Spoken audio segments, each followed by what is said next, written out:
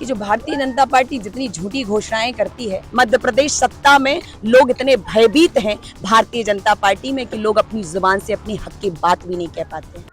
नमस्कार, मैं हूं आपके साथ आमिर और इस वक्त मैं मौजूद हूं टीकमगढ़ विधानसभा के कार्य इलाके में। मेरे साथ मौजूद हैं कांग्रेस पार्टी की फायर ब्रांड नेता और प्रदेश महामंत्री रोशनी यादव। रोशनी जी, लगातार बुंदेलखंड पर आपका फोकस है, आप लगातार नुक्कड़ सभाएं और सभाएं संबोधित कर रही हैं, क्या स्थिति देख रही हैं?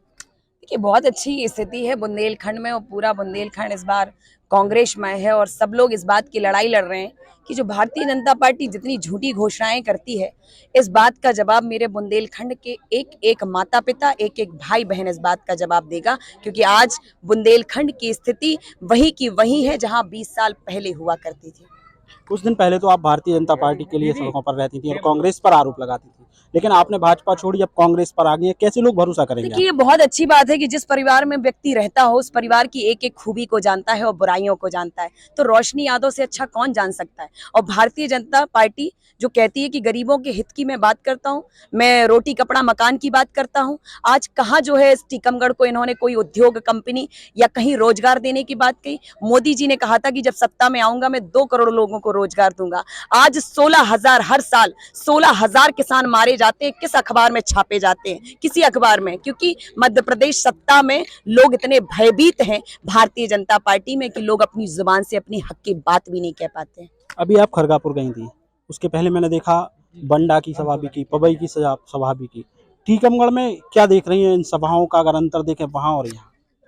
देखिए, यहाँ हर जगह बहुत अच्छा माहौल है और जहां तक सच्चाई जाने की बात, क्योंकि 15 महीने पहले भी मध्य प्रदेश की जनता ने और बुंदेलखंड ने जनमत से कांग्रेस को ही चुना था, लेकिन भारतीय जनता पार्टी सत्ता में चूंकि चूर हो गए, इतना डूब गए हैं कि ये सत्ता से बेदखल जब होते हैं जनता के द्वारा तो ये तोड़ मरोड़ के तोड़ फोड़ करके सरकार बनाने का काम करते हैं। तो पहले भी जनता जनमत ने इनको ठुकराया था और इस बार भी वही एक कांग्रेस की लहर चल रही है। इस बार भी ये ठुकराए जाएंगे और कांग्रेस की सत्ता सिंहासन पर। जब आप भाजपा में थी, मैंने आपसे एक सवाल किया था, आपने कहा था कि भारतीय जनता पार्टी 150 पार करेगी सीटें। यहाँ अब आपको क्या लग रहा है, अब आप कांग्रेस में, कांग्रेस कितने पार करेगी?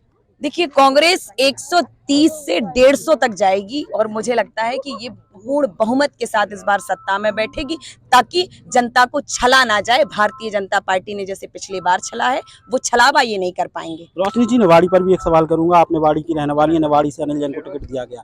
आप, अमित राय, नंदराम कुशवाहा, तमाम लोग जो है बागी हो चले हैं, वहाँ की क्या स्थिति है? देखिए, जिसको बागी होना है वो हो गए बागी। मैं भी एक टिकट के प्रत्याशी के रूप में थी, लेकिन जिस पार्टी में जिस व्यक्ति को चुना गया है हमें उसके साथ खड़ा होना चाहिए। और कल मेरे आदरणीय कमलनाथ जी भी निवाड़ी में आ रहे हैं, तो बस आगाज जीत का बज चुका है डंका और जीत ही मिलेगी। बहुत बहुत धन्यवाद। तो ये थी हमारे साथ कांग्रेस पार्टी की फायर ब्रांड नेता रोशनी यादव, जिनके साथ मैं मौजूद था। तमाम मैंने उनसे सवाल किए और इस वक्त मैं कार्य में मौजूद था। उन्होंने ये दावा किया है, और वह पहले भारतीय जनता पार्टी की नेता हुआ करती थी, लेकिन भाजपा से वह बागी हुई और कांग्रेस में शामिल हुई। और उन्होंने दावा किया है कि इस बार टीकमगढ़ में जो है कांग्रेस के प्रत्याशी यादवेंद्र सिंह जीतेंगे। इसके साथ ही मध्य प्रदेश में जो है इस बार कांग्रेस की सरकार आएगी।